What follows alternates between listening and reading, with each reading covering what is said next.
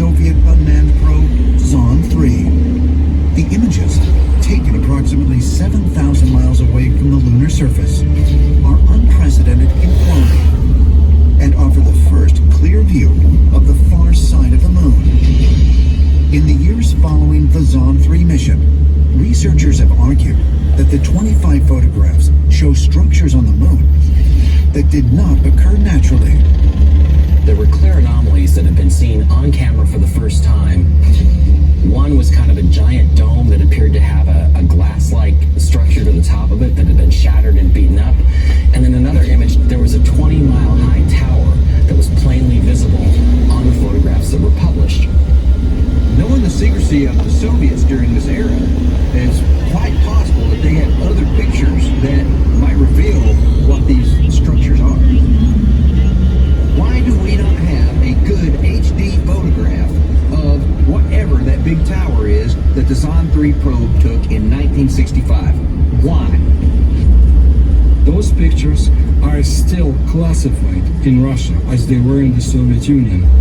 Apparently, some 25 pictures were transferred to NASA. I don't know how. Was this a CIA operation or was this an actual transfer of information? Which again shows you the level of exchange of cooperation between our governments. Something that's classified in Russia is openly available in the United States. Did the Russians discover evidence of artificial structures on the moon 4 years before the American astronauts landed there? And if so, did they secretly communicate their findings in order to help guide NASA's plans for the first manned mission to the moon?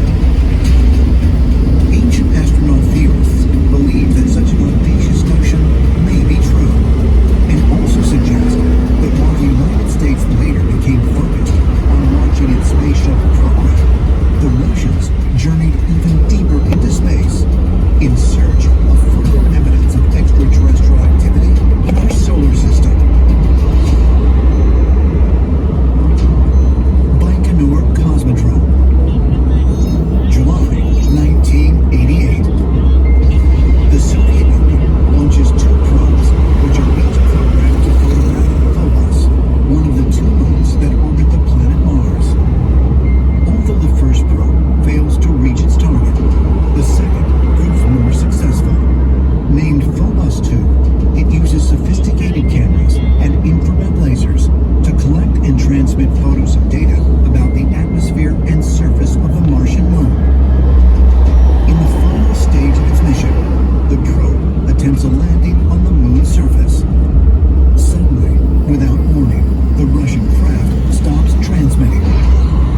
But not until it relays one last incredible photo. As they got closer with Phobos, we see one last frame that seems to have showed up. It appears to be some type of laser beam or some type of object coming from Phobos and disabling the satellite. And a very large cigar-shaped shadow, as if it's possibly a large craft of some kind hovering above the surface. There have been members of the Soviet Science Academy and actual cosmonauts like Maria Popovich who came right out and said that the reports inside the Soviet Union indicated that Phobos 2 had been shot down. What happened to the Phobos 2 probe? Did it really photograph an alien craft? Ancient astronaut theorists say yes, and point to another Mars mission almost a decade later as proof of an extraterrestrial presence on Phobos. In 1998, NASA's Mars Global Surveyor took images of Phobos, revealing a monolith 279 feet in length. Instantly, ancient astronaut theorists and others connected this to what the Soviets had discovered in the 1980s and hypothesized that perhaps there is a working extraterrestrial element on Mars that seeks to prevent us from discovering the secrets of Phobos. Now we have a situation where both Russia and the US know about this, and perhaps it's not just artifacts and ancient civilizations, but working extraterrestrial technology. Were otherworldly forces guiding both the US and Soviet space programs?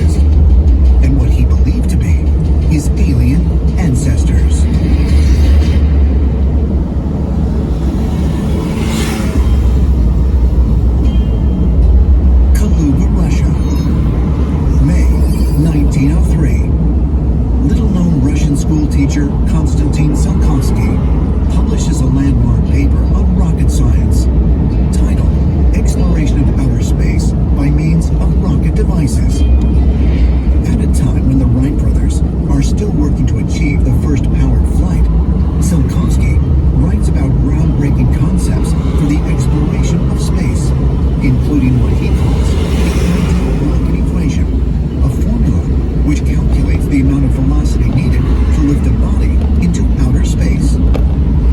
Incredibly, his theories would prove instrumental in helping the Soviet Union launch the first man-made object into orbit more than 50 years later.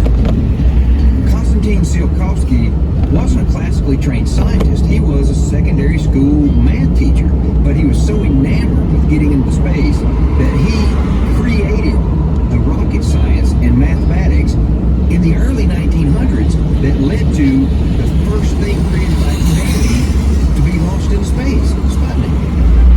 To put into perspective how influential Tsiolkovsky's work was, this is the basis work that everybody had to use later. Von Braun used it during his research on rockets, and most of the world sees the Tsiolkovsky rocket equation as the beginning of modern rocket science. Tsiolkovsky was self-educated, so he had no resources, no abilities to go in some universities. And knowing that, it's very interesting how he was able to create his formulas and his ideas about space travel. Where did he get those ideas? Where does his knowledge come from? His ideas about space and civilizations that populated were incredible, and he persisted that when humans will go into outer space, we will become like other alien civilizations. Alien civilizations? How did a Russian math teacher who grew up in a small village in eastern Russia come to believe that there were other intelligent beings in the universe, and that it was mankind's destiny to join them in the cosmos? The answer is simple. Konstantin Tsiolkovsky, like millions of other Russians of his day, subscribed to a philosophy known as cosmism, which promoted the idea that humanity has an ancient connection to extraterrestrial beings. Russian cosmosm began in the mid and late 19th century. Within the traditions of cosmism, there are many who believe that our origins are actually alien in nature. That is to say, the human civilization is an alien transplant, and that in going into space, we are actually going back home. From that perspective, it's very much in alignment with the ancient astronaut theory, where human beings strive to reconnect with these ancient gods, through efforts like creating a more advanced space program. What made Tsiolkovsky and others like him so certain that aliens existed, and that space travel held the key to humans reconnecting with these otherworldly beings? For the answer, ancient astronaut theorists point to Tsiolkovsky's writings, in which he described extraterrestrial beings sending messages and information to mankind from the stars. He also wrote that he himself had personally received a number of interplanetary communications. Experienced tremendous sightings in his life. One was in 1889. He was looking at the sky, and all of a sudden he saw a perfect cloud in the shape of a four-pointed cross flying over him. Tsiolkovsky believed that the universe is teeming with life, and this force of life were influencing and guiding human evolution and history. He also felt that he was receiving telepathic messages from extraterrestrials. This leaves us to ponder, was he actually in contact with intelligences from out there? Did they guide his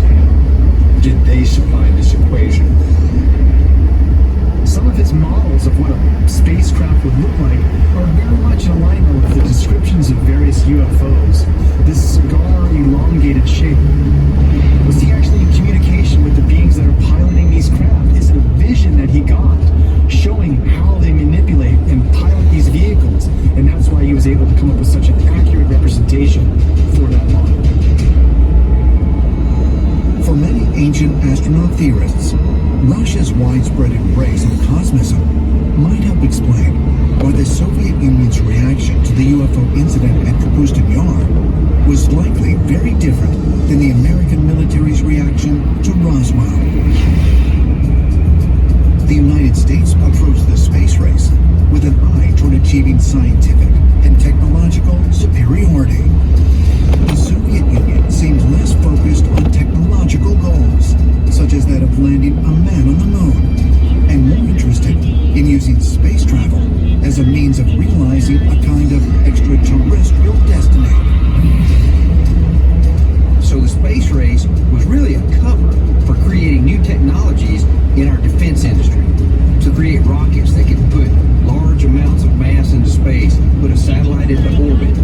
All these things required technological developments that enabled spy satellites, they enabled communications satellites, they enabled intercontinental ballistic missiles. And Russians were the first ones to promote this idea of unity between outer space and people on Earth. Tsiolkovsky knew there were other civilizations in outer space, and he wanted to meet them. He put the seeds in the minds of the people that helped develop rockets and space technology in the Soviet Union. Maybe cosmism, and then the Russian successes with Sputnik and Yuri Gagarin, made the Americans realize we need them. The Russians can do things we can't do. They have a philosophical outlook on this, which gives them an inherent advantage. And maybe in that sort of situation, each party brings something to the table. Could it be that when the Soviets launched Sputnik, it wasn't simply a show of scientific superiority or military might, but an attempt to directly connect with extraterrestrial beings? And if so, could that have motivated the United States to work more closely with them and ultimately partner with them? Perhaps further clues can be found by examining what happened to the American and Soviet space programs after the Soviet Union collapsed.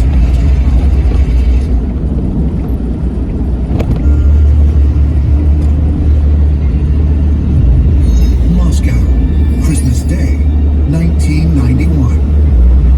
I am down with concluding my activity as President of the USSR. In one of the most significant events of the 20th century, Soviet President Mikhail Gorbachev announces his resignation. Just 5 days short of its 70th anniversary, the Union of Soviet Socialist Republics is officially dissolved. The Soviet Union collapsed 1989, 1990, 1991, and split up into its constituent republics. Russia at that time in the 1990s was a hellhole. Ethnic conflicts were brewing all around the borders of the Russian Federation. Incredibly high levels of crime, the birth of